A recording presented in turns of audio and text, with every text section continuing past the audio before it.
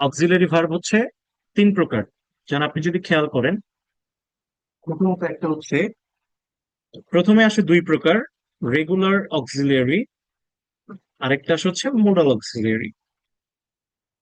এই regular auxiliary কয় প্রকারের, প্রকারভেদ বেশি হয়ে যাচ্ছে তাই না, মনে রাখাটা কঠিন হচ্ছে।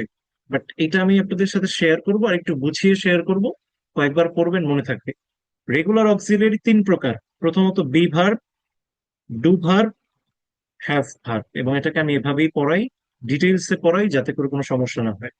এই বি ভার্বের মধ্যে থাকে হচ্ছে am, is, are, was, were।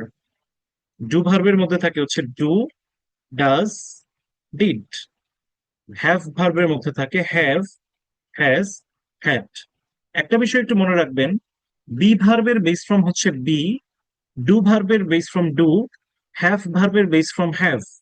B ভার্বের present form am, is, are, do ভার্বের প্রেজেন্ট ফর্ম ডু অথবা ডাজ, হ্যাভ ভার্বের প্রেজেন্ট ফর্ম হচ্ছে হ্যাভ অথবা হ্যাজ। এই বি ভার্বের পাস্ট ফর্ম হচ্ছে ওয়াজ অথবা ওয়্যার, বি ডু ভার্বের পাস্ট ফর্ম ডিড, এবং হ্যাভ ভার্বের পাস্ট ফর্ম হ্যাড।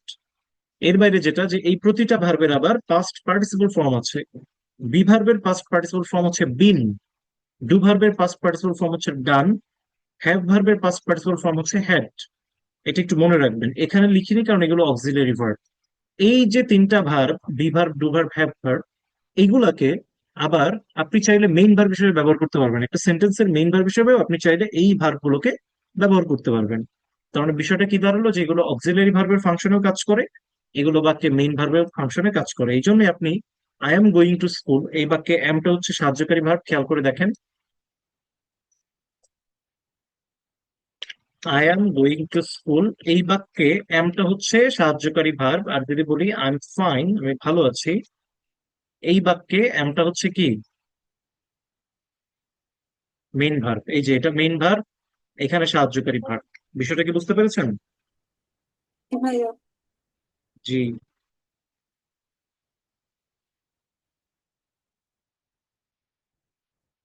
বিষয়টা সবাই বুঝতে পেরেছেন? আজকে কি একটু কঠিন লাগতেছে আলোচনা? আচ্ছা ভাইয়া, অনেক ক্লাসিফিকেশন তো, মানে ব্রেনে বসতে বসতে আরেকটা ক্লাসিফিকেশন চলে আসতেছে, ব্যাচ এই হয়ে ক্লাসটা, যাইতেছে। এই ক্লাসিফিকেশনের পার্টটুকু ভিডিওতে আরেকবার দেখবেন। আর হচ্ছে এটা আমি আর একটু গুছিয়ে পিডিএফটা লিখবো, হ্যাঁ। পিডিএফটা লেখার সময় আরেকটু গুছিয়ে দিব, বাট এটা আপনি পড়লেই বুঝবেন। প্রথমত, ভার্ব দুই প্রকার, finite verb, non finite verb. Finite verb হচ্ছে যেটা টেন্স গঠনে সাহায্য করে, present form, past form, all auxiliary. Non finite হচ্ছে ভার্বের ফার্স্ট পার্টিসিপল ফর্ম, ভার্বের আগে টু যুক্ত হবে, এবং ভার্বের সাথে আইএনজি থাকবে। এর বাইরে আপনি যদি ফাইনাইট কয় প্রকার, দুই প্রকার, প্রিন্সিপাল, অক্সিলারি। প্রিন্সিপাল ভার্ব কয় প্রকার, দুই প্রকার, transitive, intransitive. Auxiliary verb, regular auxiliary তিন প্রকার, মোডাল অক্সিলারি 18টা।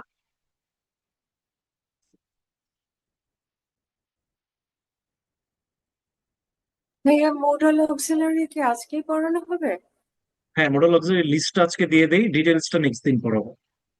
মানে ওই 18টা কি আমাদের মনে রাখতে হবে, রাইট? কারণ মোডাল একদম, অক্সিলারি স্পোকেন একদম, এবার একদম, ঠিক একদম লাগবে। মনে রাখতে হবে, একদম মনে রাখতেই হবে, কিছু আজকে করার নেই। ভাইয়া গিলু একেবারে নড়ে গেছে।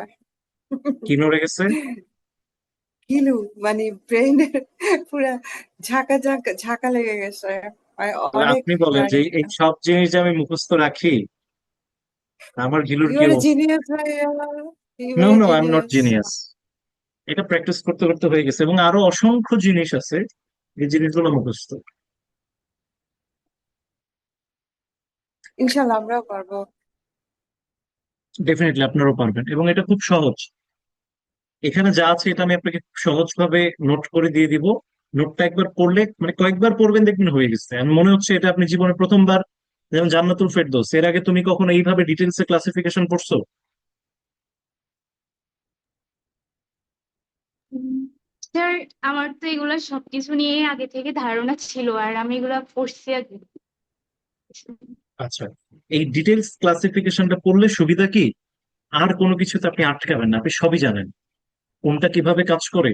এই জিনিসগুলো না জেনে, ভাই trust me, nobody can do well in examination, nobody can do ভাইয়া well আমরা তো এগুলা in পড়ি, মানে এইভাবে ডিটেলস পড়ি নাই ভাইয়া। হ্যাঁ, না পার্সোনাল স্পেস পড়ছি, ভার্ব পড়ছি, অবজেক্ট পড়ছি, বাট এই যে অ্যাডভার্বটা যে এমপিটি এত নাইস করে, এটা তো কোনো গ্রামার বইয়ে কোথাও এভাবে নাই। তারপরে এই যে অক্সিলারি ভার্বকে যে এত নাইসলি রেগুলার অক্সিলারি এবং মোডাল অক্সিলারি, এটা এভাবে তো কখনোই পড়ি নাই, নেভার। আমি পড়ছিলাম, আমার স্যার এইভাবে পড়েছিলাম ওকে। ভেরি গুড, তোমার স্যার অনেক ভালো। আর আর স্যারের, লাকি। হ্যাঁ, আপু আপু স্যার মনে হয় আপনার বন্ধু ছিল স্যার, বুঝছেন, তার জন্য। না, আমি তো বেসে প্রাইভেট পড়তাম, কখনো এমনি সিঙ্গেলি পড়তাম না, স্যার বেসে এগুলো পড়াইতো। আচ্ছা আচ্ছা, ভেরি গুড। এই ডিটেলস গুলো আসলে পড়ায় না অনেক টিচাররা।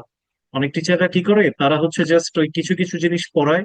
মানে আমি আপনাকে যে কাজটা করছি সেটা হচ্ছে আপনার কোথাও গ্যাপ থাকবেন, আপনি একটা টপিক থেকে ধরে দেখবেন আরেকটা টপিক, আপনি আপনি পুরো ইংলিশ ল্যাঙ্গুয়েজের একটা লাইন আপ খুঁজে পাবেন, মানে কোনটার সাথে কোনটা কানেক্টেড, কিভাবে কানেক্টেড, এবং আপনার তখন আপনি চাইলেও ভুল করতে পারবেন না। খেয়াল জি করে স্যার। দেখেন। তাহলে আমরা এখান থেকে যাচ্ছি মোডাল অক্সিলারি। এই জান্নাতুল, মোডাল অক্সিলারি বলো কয়টা? Shall, will, can, may, should, would, could, আগে might, can, must, could. Need.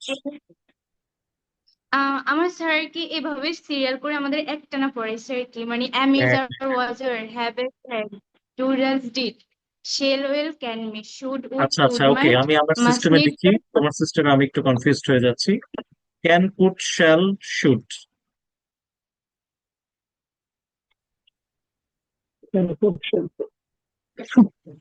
সুবহানাল্লাহ। Okay, can, could, shall, should, will, would, may, mite,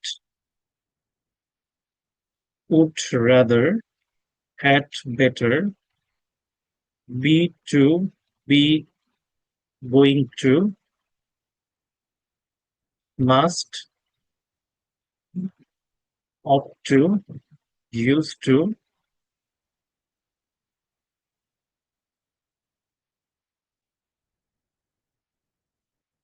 need, might care.